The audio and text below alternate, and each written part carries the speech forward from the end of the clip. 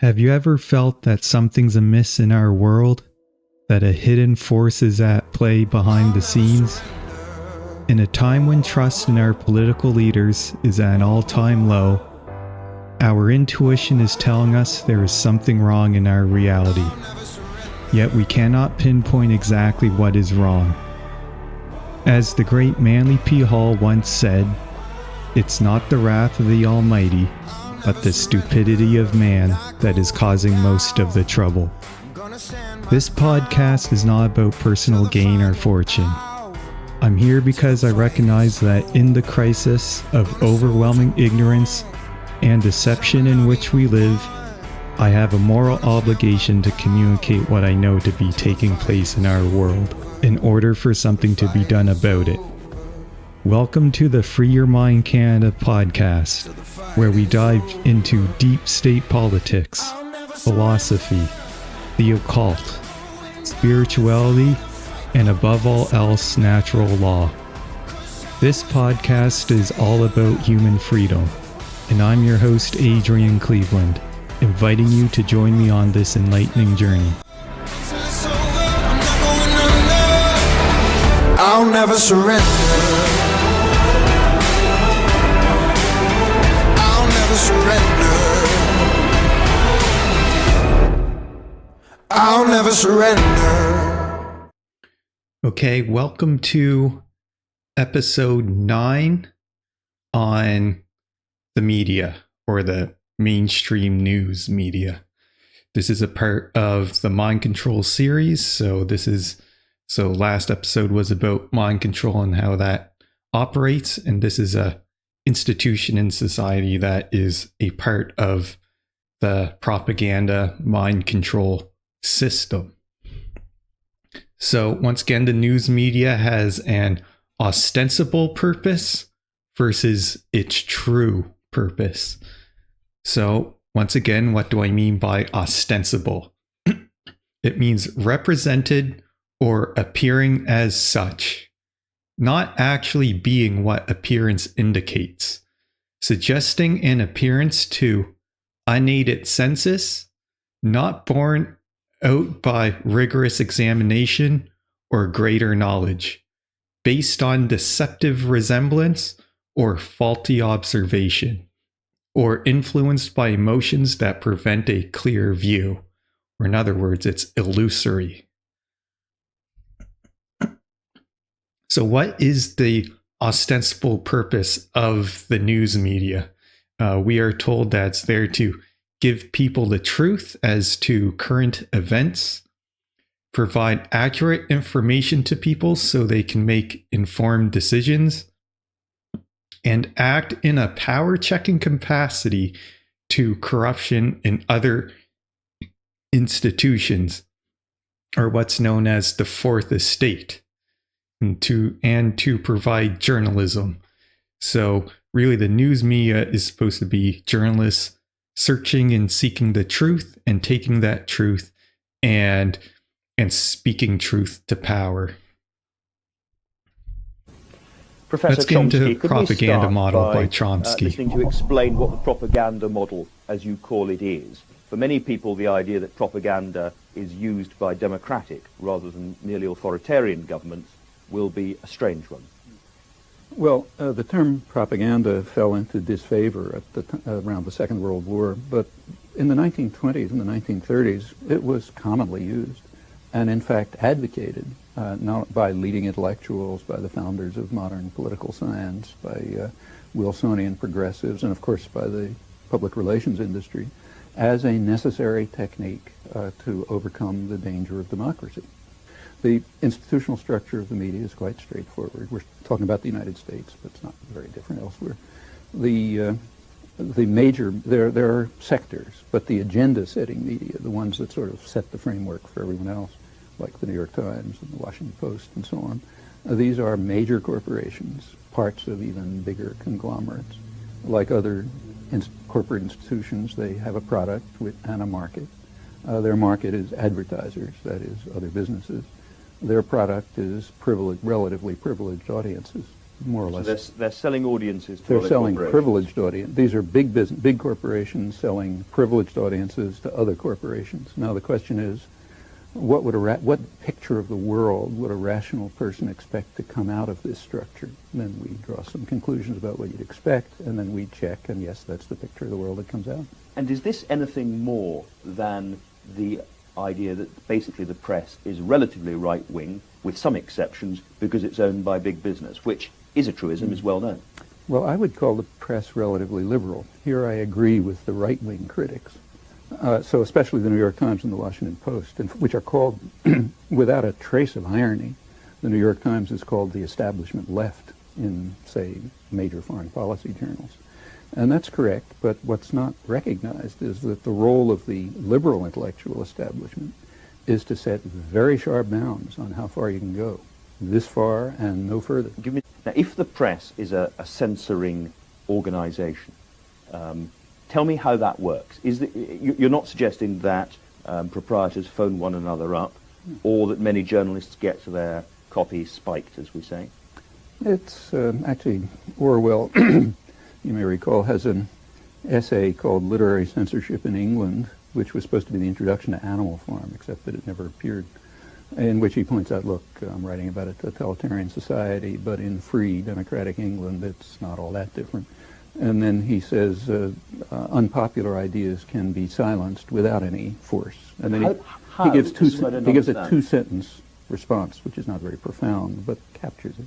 He says two reasons. First, the press is owned by wealthy men who have every interest in not having certain things appear. But second, the whole educational system, from the beginning on through, just gets you to understand that there are certain things you just don't say. Well, spelling these things out, that's perfectly correct.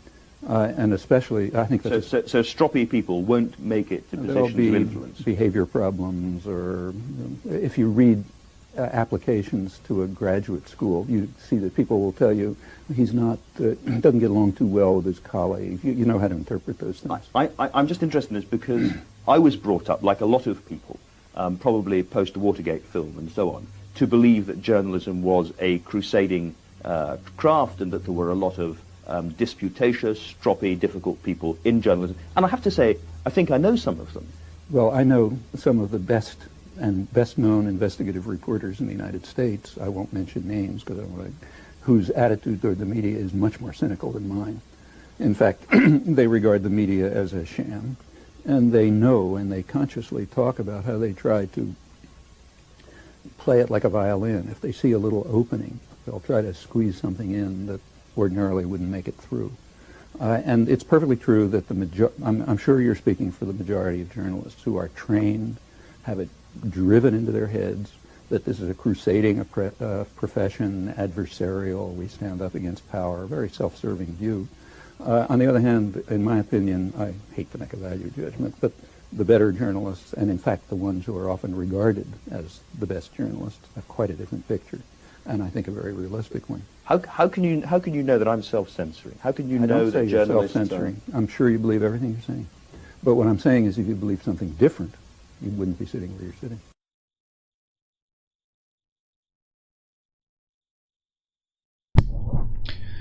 So that's Noam Chomsky explaining the propaganda model and how the news media isn't really a check on power. They actually serve governments and corporations and what their interests are, not what's beneficial information for mankind. So here's some of the filters that Noam Chomsky goes over in his book Manufacture and Consent on how the media filters for conformity in that organization.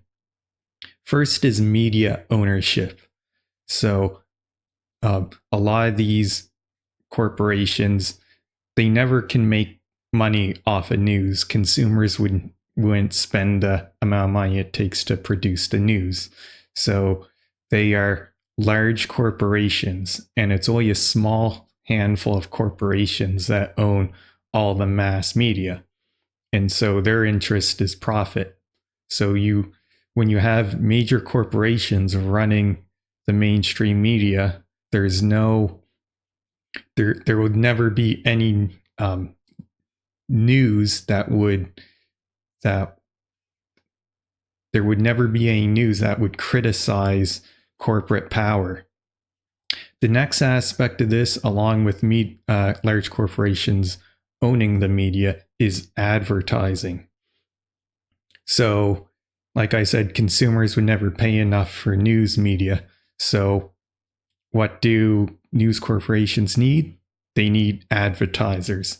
So not only are you the audience to the news media, they're selling that to advertisers. And so sometimes when you watch these TV channels, these news channels, and you see an advertisement, you're like, why is Lockheed Martin showing an ad on TV? It's not like that's the consumer market. Nobody's got to go buy a Boeing jet or anything like that. They're running those ads because all of a sudden they're now paying the paycheck of the news journalists, essentially. So you'll never see a news journalist criticize Boeing or Lockheed Martin or Monsanto, because they're the ones that are paying their paycheck. The next aspect of media filtering is sourcing of mass media news to only be with official sources. So you'll probably notice this with journalism, and you'll probably notice it a lot here in the Canadian journalism field, is they only get their information from official sources. So they'll go to the government for the information. And so this creates a relationship, like an in-bed relationship. If you want to get the newest and greatest information from the government, you have to pander to them. If you ever spoke truth or power to those institutions, you're not getting them. You'll never get the main story from the official sources ever. Which takes me to the next point, which is flack. Flack is negative responses to a media statement. So if there was an actual journalist out there who want to speak truth to power, to say, oh no, whatever the government's doing, they would issue out flack, as in saying certain things aren't true, and then they try and discredit that journalist. You're pushed out to the sidelines. And the other aspect of how the media filters for conformity is a common enemy. So a boogeyman. Over the COVID psyop, it was anti-vaxxers and anti-maskers. Total propaganda term, by the way. After September 11th, 2001, it was the terrorists that we had to have a common boogeyman about. And prior to that, it was the communists. In other words, never criticize the current capitalist system that creates a world of have and have-nots. At least we're not living in a communist state. So it's that Hegelian dialectic, creating two sides and being an extreme on one side or the other, not really a balanced approach. And then the other area how media filters for conformity is the news editors. So you might have a frontline journalist, but above them, they have their bosses, just like any other corporation, who will tell them what to do and what to say. So, quote, the media serve and propagandize on behalf of the powerful societal interests that control and finance them. The representatives of these interests have important agendas and principles that they want to advance, and they are well positioned to shape and constrain media policy. And that's a quote by Noam Chomsky in his book Manufacturing Consent. So the other thing that the news media does is they set the agenda. And they do this a few different ways, which include selection of topics, distribution of concerns, emphasis, framing of issues, filtering of information, bounding of debate within certain limits. So they determine, select, shape, control, restrict to serve the interests of dominant elite groups.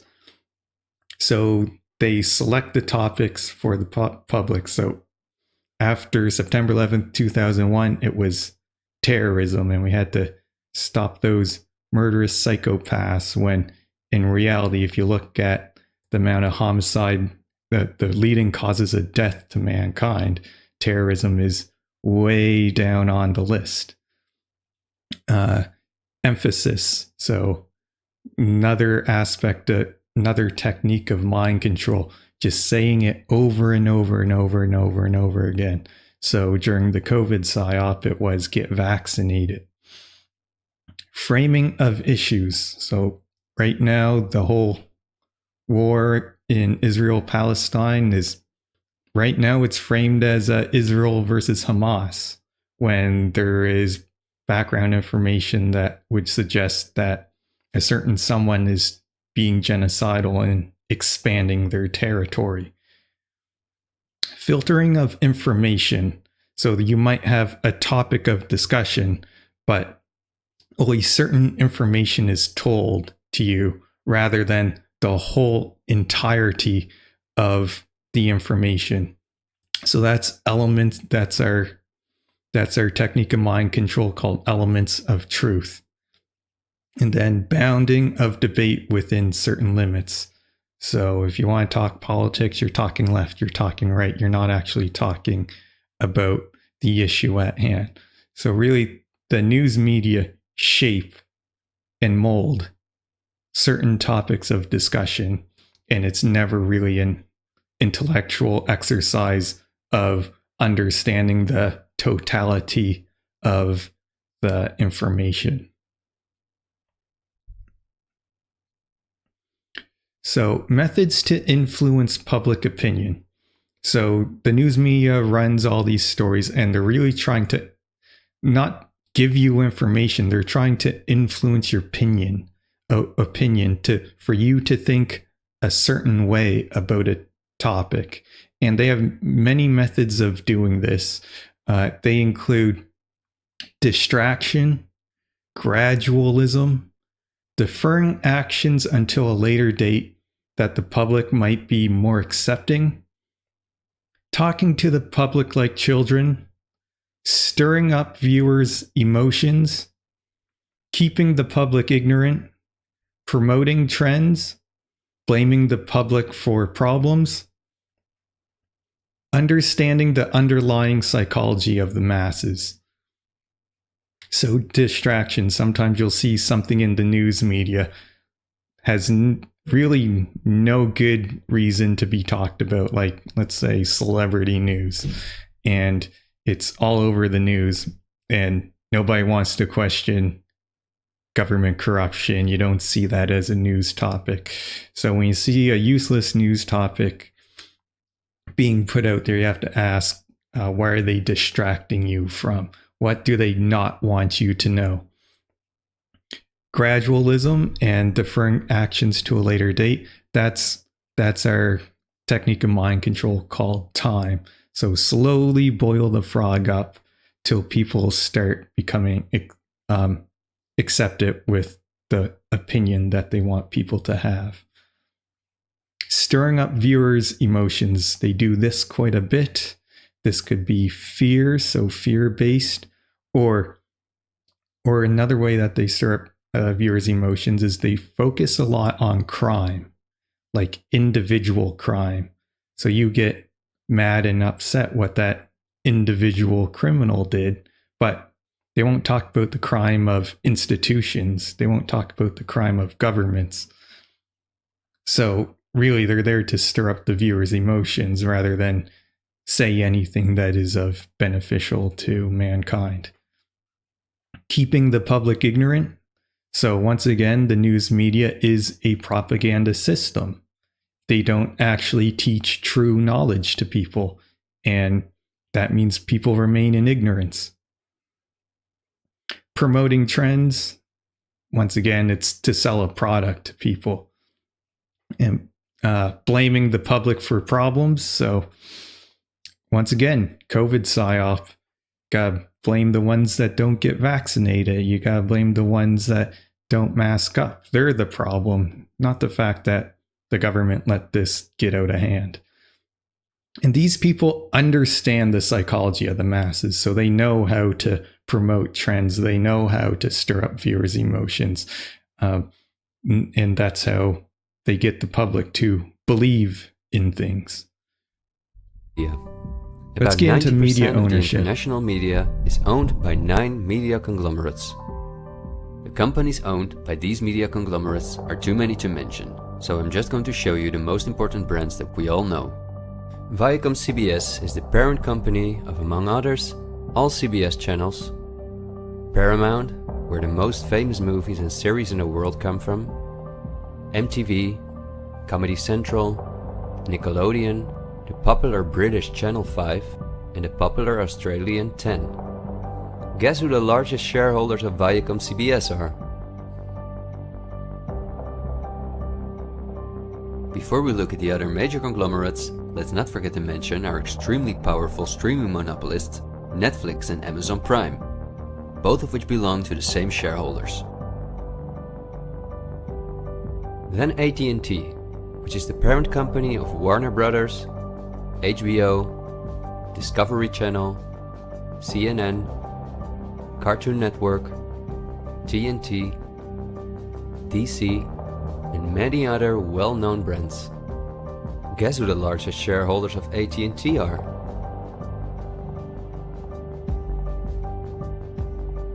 The third one is the all-powerful News Corp.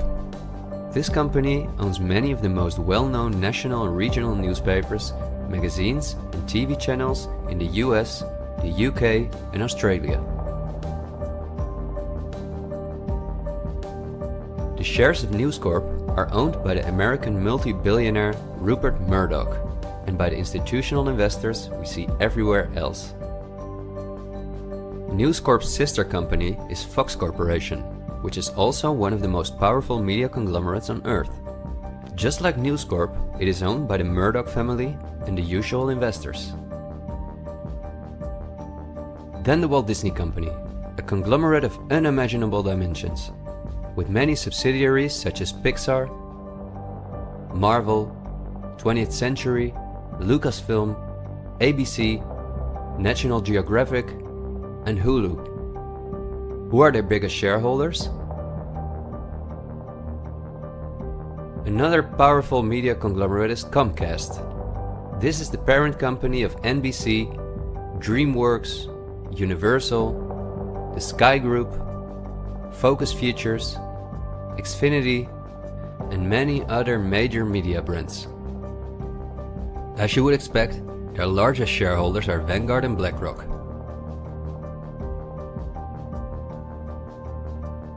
I could go on for hours and show that in almost every country on Earth, the local media is in the hands of these kind of conglomerates, which in turn are owned by our institutional investors or by extremely rich and powerful elite families. In the UK, for example, virtually all popular newspapers and magazines are owned by the Daily Mail Group, Reach, and the aforementioned News Corp. In the Netherlands, the entire media is in the hands of the Persgroep, Mediahuis, and Bertelsmann. And in Germany, the entire media is either controlled by the German government, ProSiebenSat.1, Axel Springer, and again, Bertelsmann, which is also a conglomerate of unprecedented dimensions. Not only is this the parent company of the largest book publisher in the world, Penguin Random House, and owner and founder of BMG Music, Bertelsmann also controls a large part of the European media through their subsidiary RTL, a company with 67 TV channels, 10 streaming platforms, and 38 radio stations.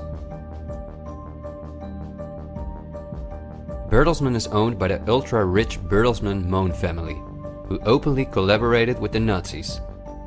Because of this, Reinhard Mohn was held as a prisoner of war in the US. Besides RTL, Bertelsmann also owns a large part of the French mainstream media.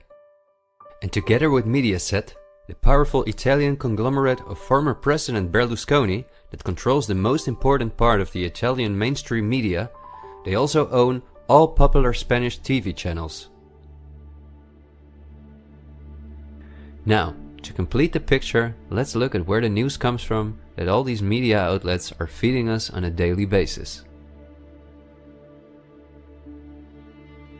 The various news media do not produce their news themselves, but use information and images from news agencies such as Reuters, the Dutch ANP, and the French AFP. These organizations are anything but independent. Reuters is owned by the powerful Canadian Thomson family. The ANP is owned by Dutch investor Kees Omen, and the AFP is largely financed by the French government.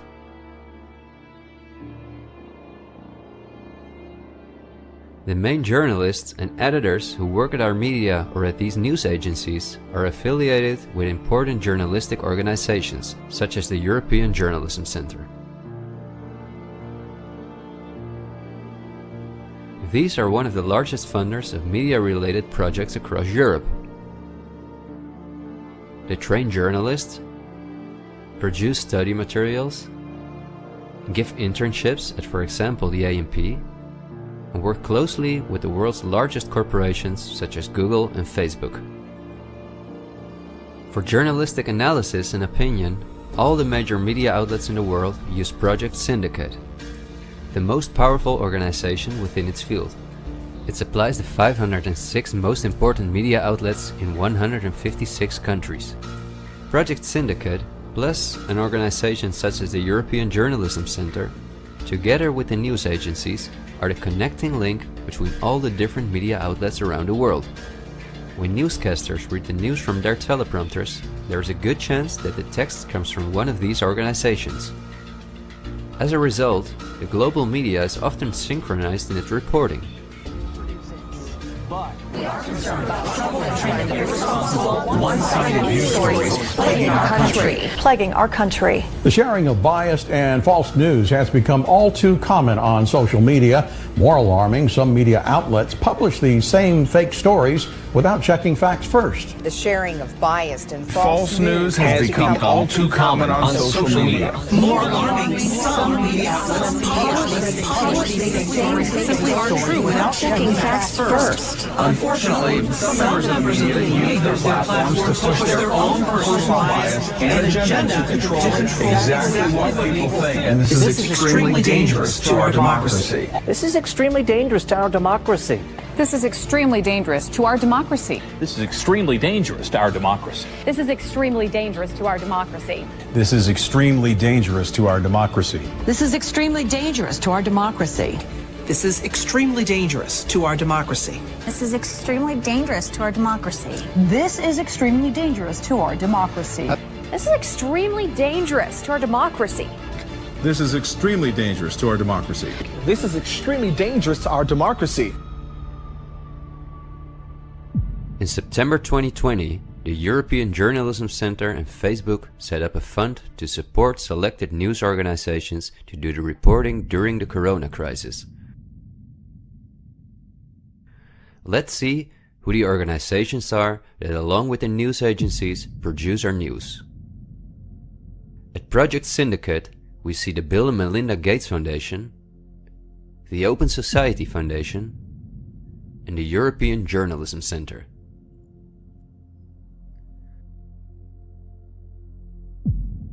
Then the European Journalism Centre itself. Again we see the Gates Foundation and the Open Society Foundation. And they also receive large donations from Facebook, Google, the Dutch Ministry of Education, Culture and Science, and from the Dutch Ministry of Foreign Affairs. The organizations that are at the heart of our information flow are funded by the non-profit organizations of the same elite who also controls the entire media. However, a part of our tax money goes to these organizations as well.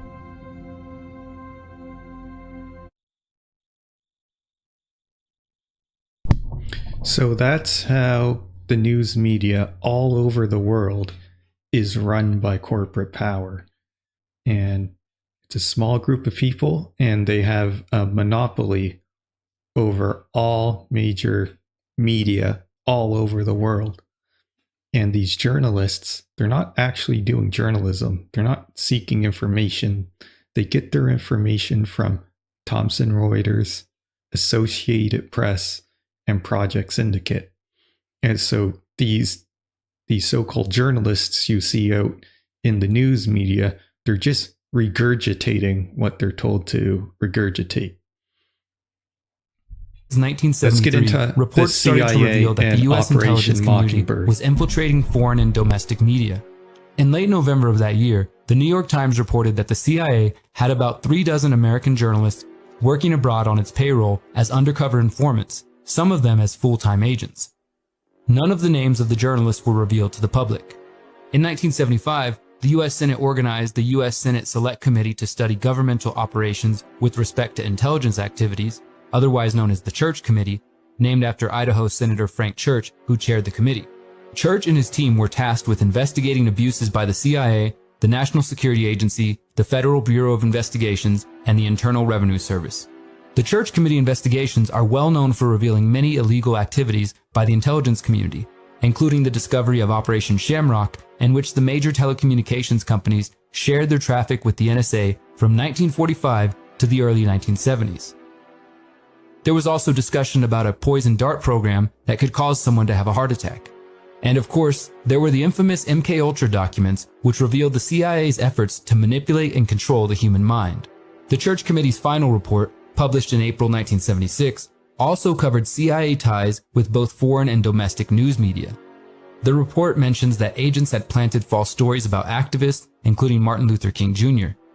The report found that the CIA maintained a network of several hundred foreign individuals around the world who provide intelligence for the CIA and at times attempted to influence public opinion through the use of covert propaganda. These individuals provided the CIA with direct access to many newspapers and periodicals, press services and news agencies, radio and TV stations, commercial book publishers, and other foreign media outlets. In the United States, the CIA estimated they had around 50 assets who are individual American journalists or employees of U.S. media organizations. The committee found that more than a dozen U.S. news organizations and commercial publishing houses formally provided cover for the CIA agents abroad. At a House Intelligence Committee hearing in 1975, CIA Director William Colby was questioned about whether the agency had employees in TV networks and newspapers. We do have people who submit pieces to American journals. Do you have any people paid by the CIA who are working for television networks? This, I think, gets into the kind of getting into the details, Mr. Chairman, that I'd like to get into in executive session. In 1976, a New York Times article titled CIA Ties to Journalists reported that, quote, a draft copy of a report by the House Select Committee on Intelligence last week said that 11 full-time officers of the CIA were posing as journalists overseas in connection with their intelligence work. The report said further that until 1978, live agents had posed as full-time correspondents with organizations that have major general news impact. Moreover, the report said some 15 news organizations had cooperated with the CIA in providing cover for CIA operatives. The Times goes on to state that press freedom here is protected from government intrusion under the First Amendment to the Constitution, and thus a reader, viewer, or listener has the right to expect that the news will not be slanted to conform to a governmental position.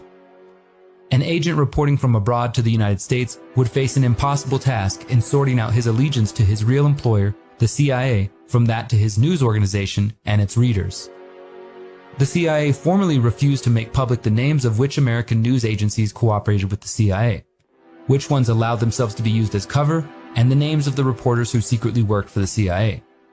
The Times also noted that Sam Jaff, a former TV reporter who admitted to working with the FBI, accused popular journalists like Walter Cronkite of CBS of being on the list of journalists paid by the CIA. Despite the fact that the US government never actually used the name, the CIA's manipulation of mainstream media has come to be known as Operation Mockingbird. First of all, it is important to note that what we know of as Operation Mockingbird was not called Operation Mockingbird, or at least there is absolutely no reason to believe that. The entire idea that this program to infiltrate the media was called Operation Mockingbird actually sources to a single offhand mention in one book by Deborah Davis about Catherine Graham that was sourced to an unnamed anonymous CIA person, so take it for what it's worth. Having said that, the CIA absolutely did engage, and presumably still does, but admittedly did engage in an extensive operation to infiltrate the media at all levels, less controversially internationally, by setting up publishing houses, by having journalists and reporters stationed overseas, by various methods for controlling what was seen overseas. But that, at least theoretically, is within the CIA's mandate to operate internationally. More controversially, it absolutely did the same things domestically within the United States, directly against the CIA's charter to operate only internationally. And we do not have to go on a speculative limb for that. It was admitted during the Church Committee hearings by the CIA that they did have agents in the American media that would, at the very least, forward stories to American media for publication. But subsequent reporting on that by Carl Bernstein in his seminal 1977 work for Rolling Stones, The CIA and the Media, he absolutely showed from a number of different sources that there were not only journalists who were reporting and acting essentially as informants for the CIA, there were actual agents that were undercover as journalists and reporters. The CIA had extensive ties to editors and extensive ties to publishers, like the family behind the New York Times. And other reporting has shown that, for example, Alan Dulles in the early days of the CIA could and did often call up publishers in the US in order to change certain stories or to get certain facts reported or not reported. Carl Bernstein's 1977 Rolling Stone article, The CIA and the Media, reported that the relationship between the intelligence community and the mainstream media was much more extensive than even the Church Committee revealed. The CIA could manipulate the news in the United States by channeling it through some foreign country. Bernstein alleged that the committee actually helped cover up some of the worst aspects of the partnership because it would have revealed, quote, embarrassing relationships in the 1950s and 1960s with some of the most powerful organizations and individuals in American journalism. Bernstein reported that from 1950 to 1966, about 10 CIA employees were provided cover by the New York Times under arrangements approved by the newspaper's late publisher Arthur Hayes Sulzberger. The cover arrangements were part of a General Times policy to provide assistance to the CIA whenever possible. In addition, Sulzberger was a close friend of CIA Director Alan Dulles. Bernstein's reporting also showed that during the 1950s, the CIA conducted a formal training program to instruct its agents to function as newsmen. Quote, these were the guys who went through the ranks and were told, you're going to be a journalist, one CIA official told Bernstein. Bernstein also reported that the CIA's former director Alan Dulles and close friend Henry Luce, the founder of Time and Life magazine, regularly allowed members of his staff to work for the CIA. Several other revelations came out in 1977, including Sig Mickelson, former head of CBS, admitting that he had often worked with the intelligence community in the 1950s. At CBS, we had been contacted by the CIA. As a matter of fact, by the time I became the head of the whole news and public affairs operation in 1954, ships had been established, and I was told about them and asked if I'd carry on with them. Additionally, the Times reported that, quote, dozens of English and foreign language publications around the world have been owned, subsidized, or influenced in some way by the CIA over the past 3 decades as part of a global propaganda network maintained by the agency. Perhaps even more damaging, William Colby admitted that some American networks had unwittingly repeated false stories planted by the CIA. The CIA claimed the practice of using journalists to distribute stories had ended in 1973. However, in July 1996, the U.S. Senate Select Committee on Intelligence held a hearing regarding public policy on the CIA's possible use of journalists, clergy, or Peace Corps. The director of the CIA at the time, John Deutsch, wanted to change regulations prohibiting the use of journalists, clergy, and missionaries, and the Peace Corps abroad to to perform political intelligence operations. A New York Times article from February 1996 notes that Deutsch was questioned about reports that the CIA had secretly waived 1977 regulations in extraordinarily rare occasions and used journalistic or media cover for intelligence activities overseas. CIA officials declined to acknowledge whether members of church leadership have been used as CIA assets as well. Interestingly, the Times article notes that the controversy over the CIA's use of non-diplomatic covers came after recommendations by a task force sponsored by the Council on Foreign Relations. The task force called for ending legal and policy restraints that limit the CIA's use of such non-diplomatic covers as journalists and members of clergy. So that's how governments, through intelligence agencies, mainly the CIA, infiltrate news media organizations. Now let's get into how the CIA plants news stories. We all know that you can't believe everything you read, but at the same time, most journalists do try their level best to get the facts straight. It requires checking and, wherever possible, a first-hand account of what's happening. But an eyewitness account is not always possible, particularly in nasty wars on the other side of the world. And so reporters sometimes have to rely on other people's accounts. The story then becomes as good as its source, and sources sometimes lie. The U.S. Central Intelligence Agency, the CIA, deals in information and misinformation. Tonight we see how the CIA has been able to plant news reports that aren't just inaccurate, but totally fabricated. This is Angola, a former Portuguese colony in southwest Africa that's been at war since the mid-70s.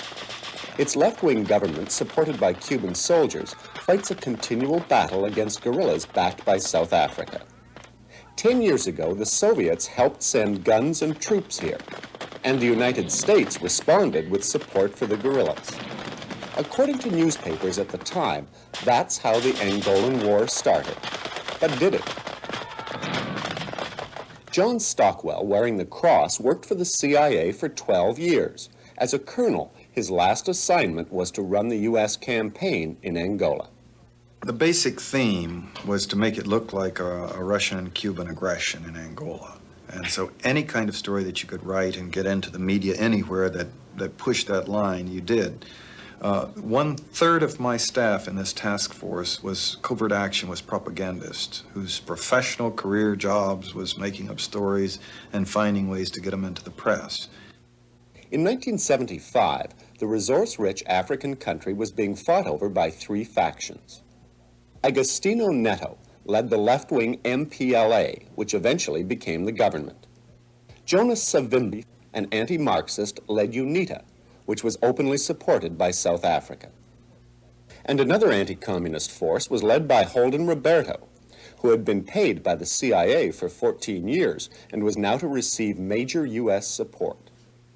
The CIA had just closed down 3 long-term paramilitary operations in Southeast Asia. Vietnam, Cambodia, and Laos. They'd had over 1,000 paramilitary case officers come flocking back to Washington.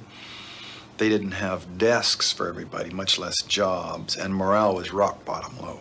They wanted a covert action. They wanted a paramilitary encounter.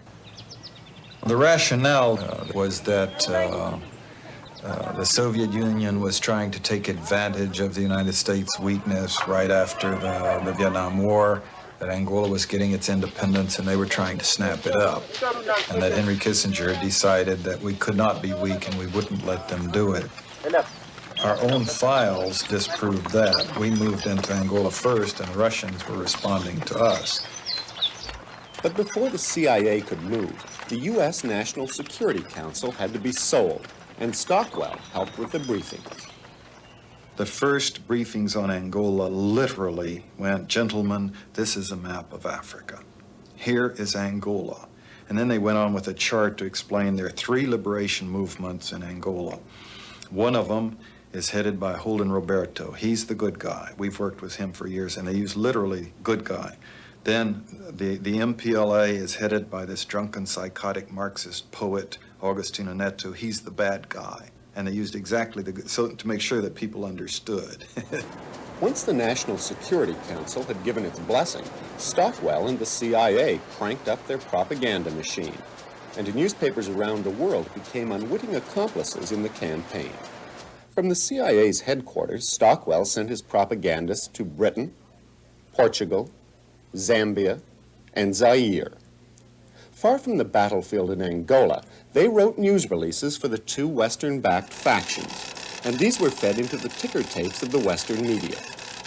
Stockwell's CIA man also wined and dined Western journalists and gave them personal briefings. His man in Zambia was particularly enthusiastic. He ran a story that the city of Malanje had been captured by the UNITA forces, and in doing so it captured 20 Russian advisors. And they thought this would show that Russians were running the thing in Angola. There weren't Russian advisors. It wasn't a factor, and we knew that. But the story did well. The Toronto Star, like many newspapers, picked it up from Reuters news agency. It was also carried in the Montreal Gazette and in the Vancouver Sun.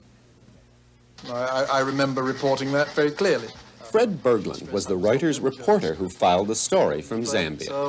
Years later, I discovered that a little CIA misinformation expert had sat in the U.S. Embassy in Lusaka and had composed that communique, and it bore absolutely no relationship at all to truth. You've got to remember, at that stage, during a war, you're working under incredible pressure. I worked for 4 months without a day off for 16 hours a day.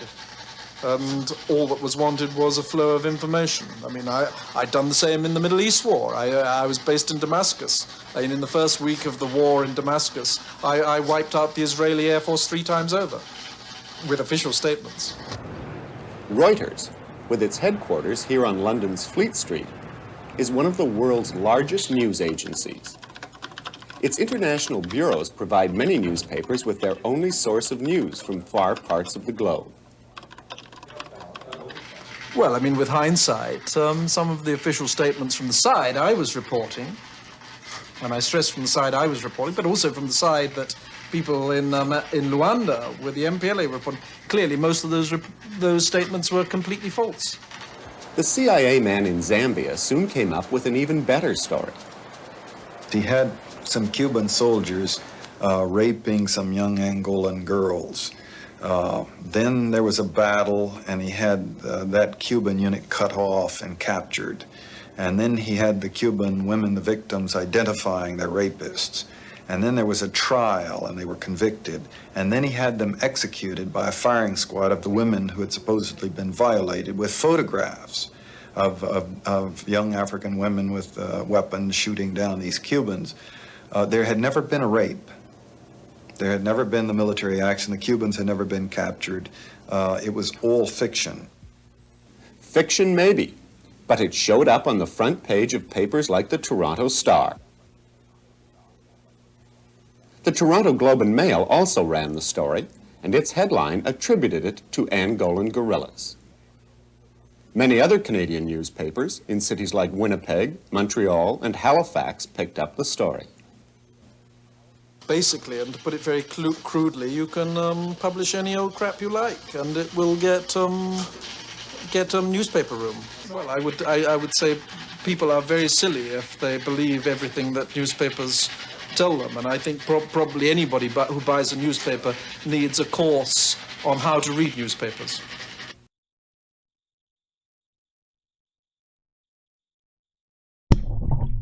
So that was a report done back when the CBC did at least a little bit of journalism by the Fifth Estate on how the CIA plants news stories, not just in America, but those news stories reach other countries like Canada and then get filtered down through the news media, not even just the large national mainstream news media, but local papers in local communities.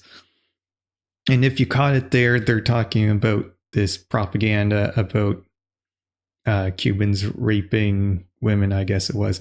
Once again, there's the propaganda of babies on bayonets that we discussed on the episode on war, of demonizing the other side. So they keep using the same tactics over and over and over again. Let's talk about the NGOs, the Council on Foreign Relations. And here's a quote. In its 70-year history, the quarterly journal Foreign Affairs has had but 5 editors. The 5th recently appointed is James Hogue, former publisher of the New York Daily News, and before that, editor of the Chicago Sun-Times. The quarterly is published by the Council on Foreign Relations, whose members are the nearest thing we have to a ruling establishment in the United States. End quote, by Richard Harwood in his book called Ruling Class Journalism. The media around the world are not only influenced by corporate dollars, but also get their information from their NGOs and are a tool for dissemination of intelligence community propaganda.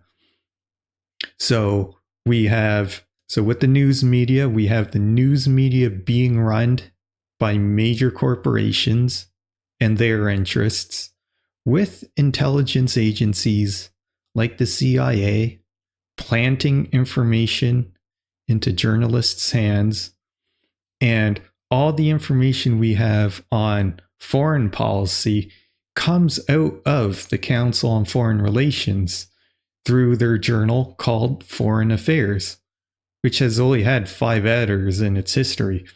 So I don't know why, in present day, why anyone believes anything that the mainstream news media says, especially when it comes to war and foreign policy, when we've known since the 70s that they plant stories. Like, I don't know why anybody believed the war in Afghanistan or the war in Iraq or the conflicts we are in present day, the war in Ukraine and the war in Israel, when we know these people are liars. So let's get into the true purpose of the media from our newfound knowledge. So the true purpose of the media is to shape and mold public opinion in favor of the powers to be, control the worldview of the government's subjects. In other words, control how we think the world operates. They spread government and corporate propaganda, lies and misdirection, and they control the public perception on what is socially possible. In other words, what Jordan Maxwell used to call these journalists, they are the prostitutes. They are selling their labor, their life, for a paycheck. They are the paid liars of the world. That's what the mainstream news media is. The most dangerous pandemic's propaganda from these clowns. Only mask that's gonna save us is duct tape on their mouths. Don't speak. We don't need to defund police, need to defund the media who lies through their teeth like Big Pharma doesn't cure you, dog, cause every patient that gets cured is a customer lost. And big oil runs the world. The only wars that get fought are with the countries who have natural resources they want. Heard him claiming if a white man braids his hair and likes rap, he's appropriating culture. But if a white man acts too white, he's white trash. He's a racist, he's a bigot, he's a monster. Let's just have the conversation. Not every liberal is dumb, not all Republicans are racist. The government wants everybody fighting with their neighbors cause they know that if we get along, we'll probably go against them. They can't stop us, cause we're ready to fight, trying to brainwash us.